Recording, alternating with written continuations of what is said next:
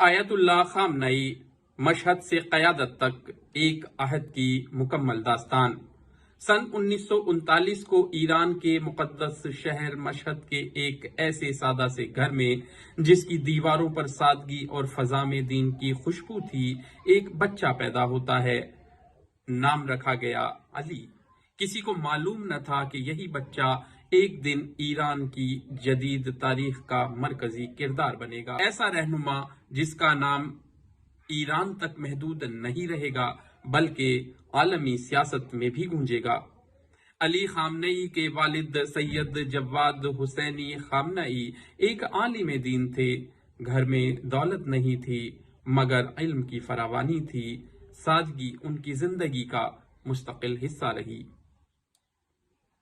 4 برس کی عمر میں قرآن کی تعلیم شروع کی۔ کم عمری میں ہی فقہ، تفسیر اور حدیث کے ابتدائی مراحل طے کر لیے۔ جب دوسرے بچے کھیل کے میدان میں ہوتے، وہ کتابوں کے اوراق میں کھوئے رہتے۔ 11 برس کی عمر میں وہ دینی تعلیم کے اعلیٰ مراحل میں داخل ہو چکے تھے۔ مشہد کے مدارس نے انہیں بنیاد دی مگر ان کی فکری پرواز انہیں قم لے گئی اور ان کی زندگی کا رخ ہی تبدیل ہو گیا۔ خامنئی کی زندگی کا اہم باب قم میں اس وقت شروع ہوا جب ان کی ملاقات آیت اللہ روح اللہ خمینی سے ہوئی۔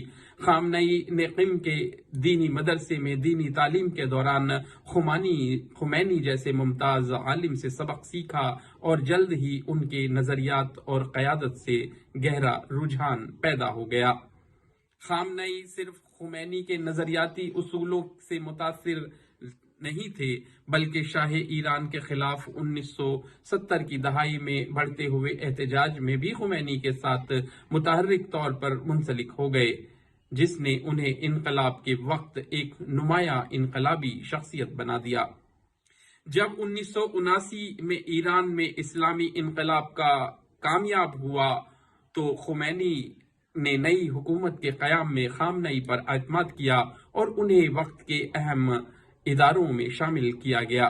وہ انقلاب کی انقلابی کونسل کے رکن بنے اور بعد میں شورائے عالیہ دفاع میں خمینی کے نمائندے کا عہدہ سنبھالا۔ خامنئی نے انقلاب کے بعد ایران کے معاصر تاریخ میں متعدد کلیدی عہدوں پر کام کیا۔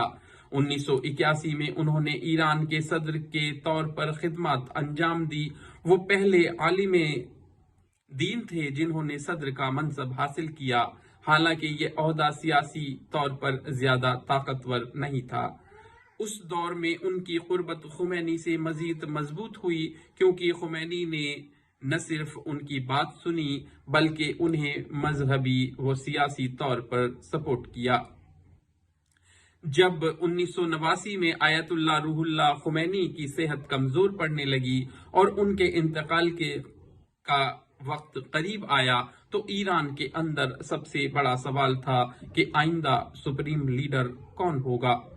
اصل دستوری معیار کے مطابق سپریم لیڈر ایک عالم ترین شیعہ عالم ہونا چاہیے جسے مرجع تقلید کے طور پر تسلیم کیا جائے، یعنی ایک اعلیٰ روحانی مقام والا رہنما۔ خامنئی اس معیار پر پورا نہیں اترتے تھے کیونکہ ان کے علمی عہدے کے لحاظ سے وہ اتنے بلند روحانی درجے کے حامل نہیں تھے جتنے کہ دوسرے بڑے علماء تھے۔ لیکن خمینی نے خامنئی کے اندر ولایت فقہ یعنی فقہ کی قیادت کے نظریے کے حامی اور انقلابی اصولوں کے مضبوط پانے والا ایک فرد دیکھا جسے وہ اپنے مشن اور ایران کے مستقبل کے لیے موزوں سمجھتے تھے۔ لہٰذا انہوں نے آیت اللہ حسین علی منتظری جیسے سینئر عالم کو چھوڑ کر خامنئی کو اپنا جانشین مقرر کرنے پر زور دیا، جو ان کے نزدیک زیادہ وفادار اور سخت موقف کے حامل تھے۔ اس کے بعد دستور میں تبدیلی کی گئی تاکہ خامنئی کو سپریم لیڈر بنایا جا سکے۔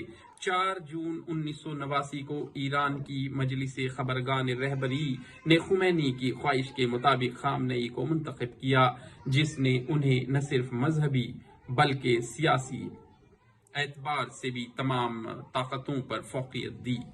خامنئی نے خود ایک بار اعتراف کیا تھا کہ وہ اس بلند عہدے کے لائق نہیں تھے اور اس مقام کو ایک عالم دینی طالب علم قرار دیا، مگر ان کے نزدیک ان کی وفاداری اور انقلاب کے نظریے کے تئیں عہد نے انہیں ایک ایسا قابل فرد بنایا جسے خمینی نے اپنے بعد آنے والے ایران کے رہنما کے طور پر منتخب کیا۔ خامنئی دہائیوں سے اقتدار میں تھے اور یہ عرصہ دنیا میں حکمرانی کے طویل ترین ادوار میں سے ایک ہے۔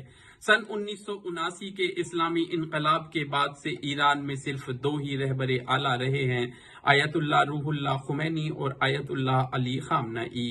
ایران میں یہ عہدہ تمام تر اختیارات کا حامل ہوتا ہے، رہبر اعلیٰ ہی ریاست کا سربراہ بھی ہوتا ہے اور پاسداران انقلاب سمیت سبھی مسلح افواج کا کمانڈر بھی۔ وہ ایران میں طاقت کے مراکز کے درمیان ایسے مقام پر فائز تھے جہاں وہ سرکاری پالیسیوں کو ویٹو کر سکتے تھے اور سرکاری عہدوں کے امیدواروں کا انتخاب بھی خود کر سکتے تھے۔ ایران کی نوجوان نسل نے ہمیشہ انہیں ہی سربراہ کے طور پر دیکھا۔ آیت اللہ علی خامنئی کی رحلت کے بعد ایران اور پورے خطے کے لیے ایک نئے اور غیر یقینی دور کا آغاز ہے۔ خامنئی نے اپنی زندگی میں ایران کے نقطۂ نظر سے کئی اہم کام سر انجام دیے، مثلا جوہری پروگرام پر سخت موقف اختیار کیا، پاسداران انقلاب کو مضبوط کیا، خطے میں ایران کے اثر و رسوخ کی توسیع کی اور فلسطین کے مسئلے پر واضح حمایت کی۔ انہوں نے ایران کو ایک نظریاتی ریاست کے طور پر مستحکم رکھا اور بیرونی دباؤ کے باوجود اپنے موقف سے پیچھے نہیں ہٹے۔ امریکہ اور اسرائیل نے گزشتہ روز ایران کی اسٹریٹجک تنصیبات اور قیادت سے منسلک مقامات کو نشانہ بنایا۔ ایرانی ذرائع کے مطابق درجنوں مقامات متاثر ہوئے، سینکڑوں افراد ہلاک اور زخمی ہوئے۔ ایران نے فوری طور پر جوابی کارروائی کا اعلان کیا اور خطے میں موجود امریکی اہداف کو نشانہ بنانے کا دعویٰ کیا۔ خلیجی ممالک میں فضائی حدود کی بندش، دبئی ایئرپورٹ پر پروازوں کی معطلی اور عالمی منڈیوں میں بے چینی، یہ سب اس کشیدگی کے فوری اثرات ہیں۔ ایران پہلے سے ہی اندرونی دباؤ سے گزر رہا تھا۔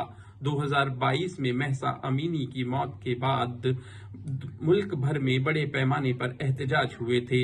نوجوانوں اور خواتین نے سماجی اور سیاسی اصلاحات کا مطالبہ کیا تھا۔ اب سوال یہ ہے، کیا سپریم لیڈر کے انتقال کے بعد نظام مزید متحد ہوگا یا اندرونی اختلافات نمایاں ہوں گے؟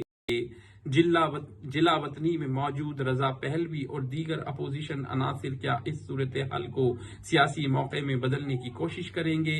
ایران میں سپریم لیڈر کے انتخاب کا جلد اختیار مجلس خبرگان کے پاس ہے۔ کیا جانشینی کا عمل تیزی اور اتفاق رائے سے مکمل ہوگا یا قیادت کے حوالے سے کشمکش سامنے آئے گی؟ ایران کے سعودی عرب سے حالیہ تعلقات بحال ہونے تھے۔ عراق، شام اور لبنان میں ایران کا اثر قائم ہے۔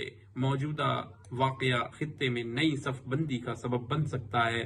کیا عرب دنیا کسی ایک فریق کے ساتھ کھل کر سامنے آئے گی یا سفارتی توازن برقرار رکھا جائے گا؟ عالمی سیاست۔ اقوام متحدہ کی سلامتی کونسل کا ہنگامی اجلاس طلب کیا جا چکا ہے۔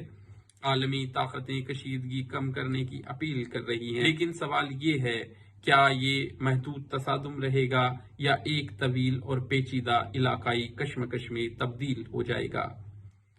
آیت اللہ علی خامنئی کا انتقال صرف ایران کا داخلی معاملہ نہیں، یہ مشرق وسطیٰ کی سیاست، مسلم دنیا کے توازن اور عالمی طاقتوں کے تعلقات پر گہرے اثرات ڈال سکتا ہے۔ ایک عہد ختم ہوا ہے، لیکن اگلا باب کیسا ہوگا؟ کیا ایران پہلے سے زیادہ سخت ہوگا؟ کیا داخلی تبدیلیاں جنم لیں گی؟ کیا خطہ ایک نئے دور میں داخل ہو چکا ہے؟ ان سوالوں کے جواب آنے والے دنوں میں ہی سامنے آئیں گے۔